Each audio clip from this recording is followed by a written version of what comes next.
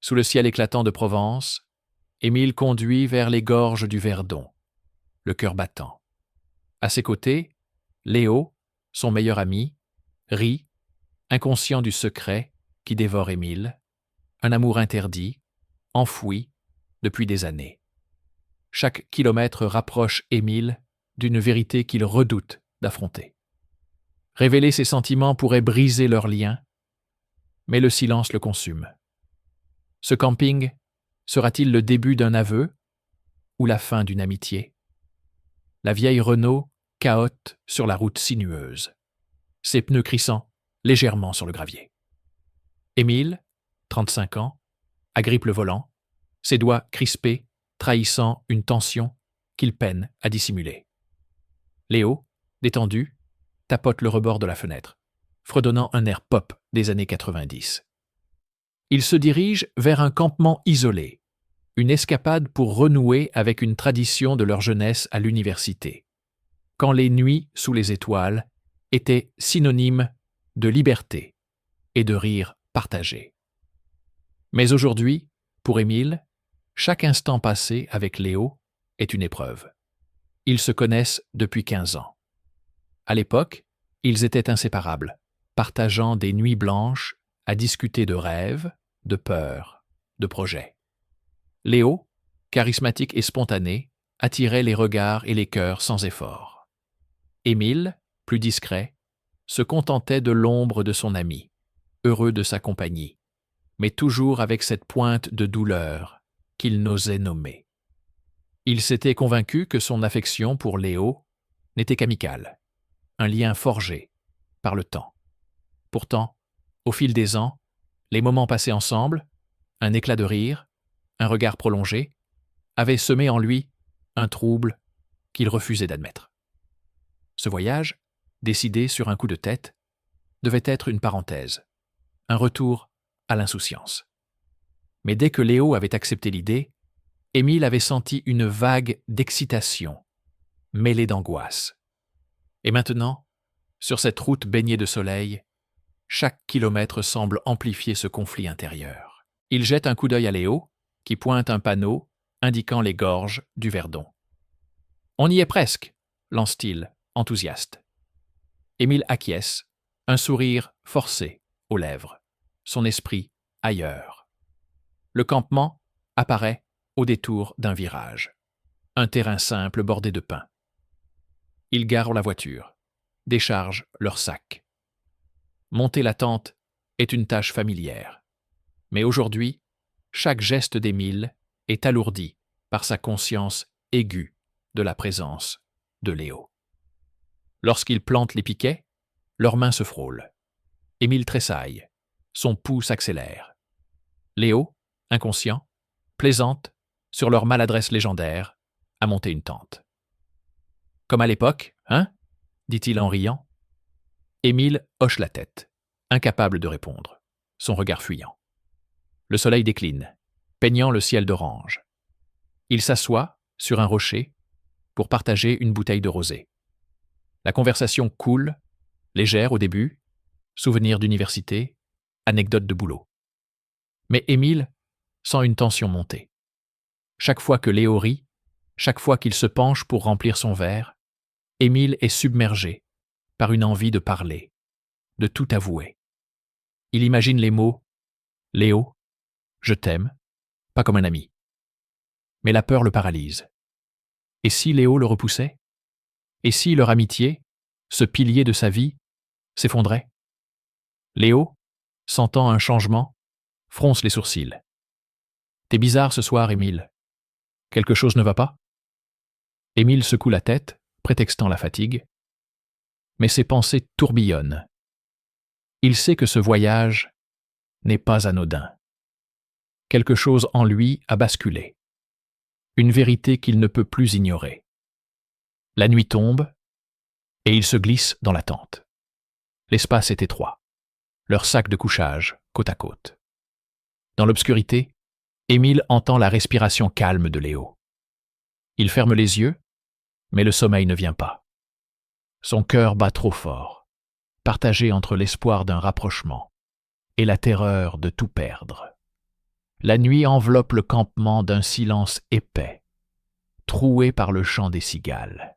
Dans la tente exiguë, Émile reste éveillé, le cœur lourd. La proximité de Léo, allongée à quelques centimètres, rend le sommeil impossible. Chaque respiration de son ami, chaque léger mouvement dans son sac de couchage, amplifie la tempête intérieure d'Émile. Il lutte pour contenir les sentiments qui menacent de déborder. Mais l'obscurité semble dissoudre ses défenses. La journée avait été chargée d'émotions. Après avoir monté la tente, ils avaient marché jusqu'à un point de vue sur les gorges du Verdon. Léo, enthousiaste, parlait de ses projets, de son envie de voyager. Émile l'écoutait, hochant la tête, mais son esprit dérivait. À chaque pas, il ressentait une urgence nouvelle, un besoin de briser le mur de silence qu'il avait érigé autour de son amour. Pourtant, la peur du rejet le clouait sur place. Et si Léo riait, ou pire, s'il s'éloignait? Dans la tente, l'atmosphère est électrique. Émile, incapable de rester immobile, se tourne légèrement. Son coude effleure le sac de couchage de Léo. Ce contact, infime, envoie une décharge dans tout son corps. Il retient son souffle, espérant que Léo n'a rien remarqué. Mais Léo remue, sa voix ensommeillée brisant le silence. « Émile, t'es réveillé ?» Émile murmure un « oui » à peine audible, son cœur battant à tout rompre. Un silence lourd suit. Puis, Léo se redresse légèrement. « J'ai du mal à dormir. C'est bizarre, non? Être si près ?» Sa voix hésite, comme s'il cherchait ses mots. Émile sent une lueur d'espoir, mais aussi une angoisse croissante. Il ose une question, la voix tremblante. « Qu'est-ce que tu veux dire ?» Léo rit doucement, nerveux. « Rien, juste. C'est différent, non? Cette tente, nous deux. » Les mots de Léo, vagues mais chargés, font vaciller Émile. Il veut répondre, dire tout ce qu'il retient depuis des années, mais sa gorge se noue. À la place, il murmure. « Ouais, c'est différent. » Il reste silencieux, l'air entre eux vibrant de non-dits. Puis, dans un élan impulsif, Émile tend la main dans l'obscurité, cherchant celle de Léo. Leurs doigts se frôlent, s'entrelacent un instant. Le temps semble s'arrêter. Émile sent son pouce accélérer, un mélange de peur et d'excitation. Mais Léo retire sa main, lentement, comme s'il hésitait. « Émile, je ne sais pas ce que je ressens, » murmure-t-il, sa voix teintée de confusion. Émile sent son cœur se serrer. Il veut insister, expliquer, mais les mots de Léo le figent. « Je crois qu'on devrait dormir, » ajoute Léo, se tournant de l'autre côté. Le silence retombe, plus lourd qu'avant, chargé de rejet implicite. Émile reste immobile, les yeux fixés sur la toile de la tente. La douleur est vive, comme une lame. Il se sent exposé, vulnérable, comme si son geste avait dévoilé une vérité qu'il n'était pas prêt à assumer. Avait-il mal interprété les signaux? Léo ressentait-il quelque chose? Ou était-ce juste un moment de confusion? Les pensées d'Émile tourbillonnent, mêlant honte et désir. Il sait que ce frôlement, ce bref instant de connexion, a changé quelque chose. Mais quoi? Le lendemain matin, le soleil perce à travers les pins. Léo se lève tôt, évitant le regard d'Émile. « On va nager ?» propose-t-il, la voix trop enjouée, comme pour effacer la tension de la nuit. Émile acquiesce, mais chaque mot, chaque geste de Léo semble creuser un fossé. Il marche vers la rivière, l'air frais contrastant avec la lourdeur qui s'installe entre eux. Émile sent que ce voyage, censé les rapprocher, menace de les déchirer. Le retour à Marseille est un choc. La chaleur provençale s'efface, remplacée par l'agitation de la ville, et une tension nouvelle entre Émile et Léo. Depuis la nuit dans la tente, Léo évite les conversations profondes. se retranchant dans une jovialité forcée. Émile, lui, porte le poids du rejet comme une blessure ouverte. Chaque regard esquivé par Léo ravive sa douleur, mais il s'accroche à l'espoir que leur amitié survivra à ce malaise. Il se trompe.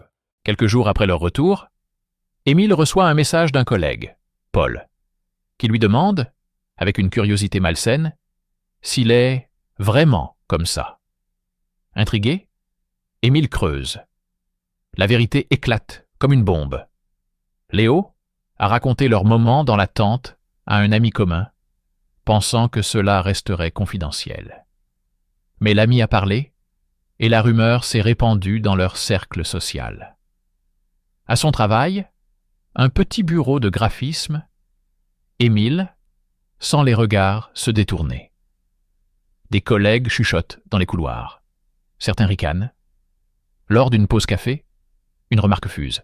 « Alors, Émile, on change de camp ?» Le ton est moqueur, et le rire qui suit lui brûle la poitrine. Il tente de confronter Léo. Il se retrouve dans un café, près du Vieux-Port. Léo, mal à l'aise, fixe sa tasse. « Je ne pensais pas qu'il dirait quoi que ce soit, » marmonne-t-il, évitant le regard d'Émile. « J'étais perdu. J'avais besoin d'en parler. » Émile sent la colère monter. « Perdu ? Tu as partagé quelque chose qui m'appartenait, Léo. Tu savais ce que ça signifiait pour moi. » Léo baisse les yeux, incapable de répondre. Émile quitte le café, le cœur lourd, trahi par celui qu'il aimait. La rumeur atteint sa famille.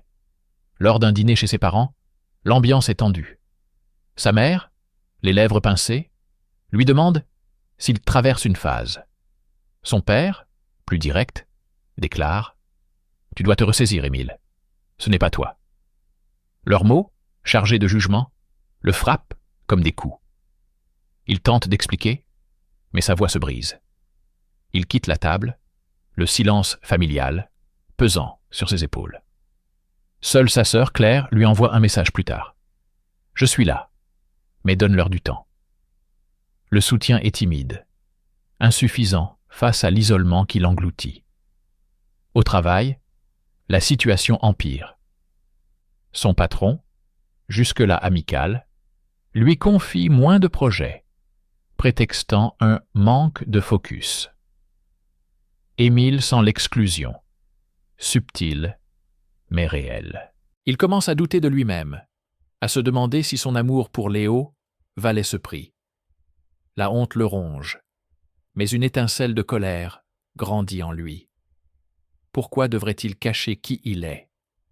Pourquoi le monde le punit-il pour un sentiment qu'il n'a pas choisi? Un soir, seul dans son appartement, Émile cherche des réponses en ligne. Il tombe sur un forum d'une association LGBTQ à Marseille. Les témoignages qu'il lit, des histoires de rejet, mais aussi de résilience, lui donnent un souffle d'espoir.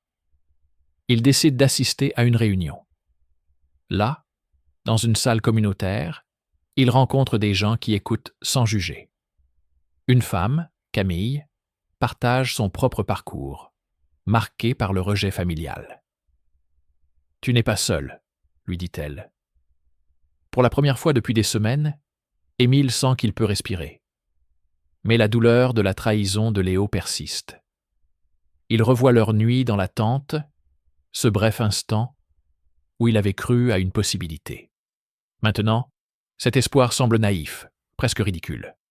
Pourtant, au fond de lui, une détermination naît. Il ne laissera pas le jugement des autres définir sa vie. La route sera longue, mais Émile sait qu'il doit avancer, pour lui-même. Émile marche sous la pluie battante de Marseille, le cœur lourd mais déterminé. La trahison de Léo et le rejet de sa famille l'ont brisé, mais l'étincelle allumée lors de la réunion LGBTQ grandit en lui. Il ne veut plus se cacher, ni vivre dans l'ombre du jugement. Ce soir-là, dans son appartement, il prend une décision. Il affrontera Léo une dernière fois. et choisira de s'affirmer, quoi qu'il en coûte. Le lendemain, il donne rendez-vous à Léo dans un parc près de la Canebière. L'air est frais, chargé d'humidité. Léo arrive, les épaules voûtées, évitant toujours son regard. Émile ne perd pas de temps. « Pourquoi, Léo? Pourquoi as-tu parlé de cette nuit ?» Sa voix est ferme, mais tremble d'émotion. Léo bafouille, avouant sa panique après leur moment dans la tente. « Je ne savais pas quoi faire, Émile. J'ai eu peur de ce que ça signifiait. » Émile sent la colère monter, mais aussi une douleur profonde. « Tu m'as humilié. Tu m'as laissé affronter ça seul. » Léo tente de s'excuser, mais ses mots sonnent creux. Émile coupe court. « J'ai besoin de temps. Ne me contacte pas. » Il tourne les talons, laissant Léo immobile sous les arbres. Au travail, l'atmosphère reste pesante. Les murmures de ses collègues continuent, mais Émile refuse de baisser la tête. Lors d'une réunion, il surprend une remarque acerbe d'un coworker. Cette fois, il répond, la voix assurée. « Si mon identité vous gêne, c'est votre problème, pas le mien. » Un silence gêné suit. Mais pour la première fois, Émile sent une force nouvelle en lui. Il ne s'excusera pas d'être qui il est. Il retourne à l'association LGBTQ, où il trouve un refuge. Camille, rencontrée lors de la première réunion, devient une alliée précieuse. Elle l'invite à un atelier d'écriture où il met des mots sur sa douleur, sa colère et son espoir naissant. Une autre participante, Julien, partage une histoire similaire. Rejeté par ses parents, il a trouvé sa place dans cette communauté. « Tu vas te reconstruire », lui assure-t-il. Ces échanges, simples mais sincères, aident Émile à voir au-delà de sa souffrance. Il n'est pas seul. Sa famille reste un obstacle. Lors d'un appel, sa mère insiste pour qu'il revienne à la raison. Émile, épuisé par ses attentes, coupe la conversation. « Je suis qui je suis, maman. Si tu ne peux pas l'accepter, c'est ton choix. » Les mots sont durs, mais nécessaires. Il raccroche, le cœur serré, mais libéré d'un poids. Sa sœur Claire, plus ouverte, lui envoie un message. « Je t'aime, Émile. Je vais parler à papa et maman. » C'est un mince espoir, mais il s'y accroche. Chaque jour, Émile gagne en assurance. Il commence à parler ouvertement de son identité avec quelques amis proches, ceux qui n'ont pas jugé. Certains s'éloignent, mais d'autres, comme son collègue Malik, lui offrent un soutien inattendu. « T'es courageux, mec », lui dit-il un jour à la machine à café. Ces mots, simples, réchauffent Émile. Il comprend que sa lutte n'est pas seulement pour lui, mais pour un avenir où il peut vivre sans peur. Un soir, à l'association, il participe à une marche pour la visibilité LGBTQ. Sous les lumières de Marseille, il brandit une pancarte. L'amour est l'amour. La foule, les rires, les chants lui donnent un sentiment d'appartenance qu'il n'avait jamais connu. Pour la première fois, il se sent entier, fier de qui il est. La douleur de la trahison de Léo s'estompe, remplacée par une détermination à avancer, à construire une vie où il n'aura plus à se cacher. Les vagues s'écrasent doucement sur le rivage de Marseille, où Émile marche seul, sous un ciel d'automne. Des mois ont passé depuis sa confrontation avec Léo.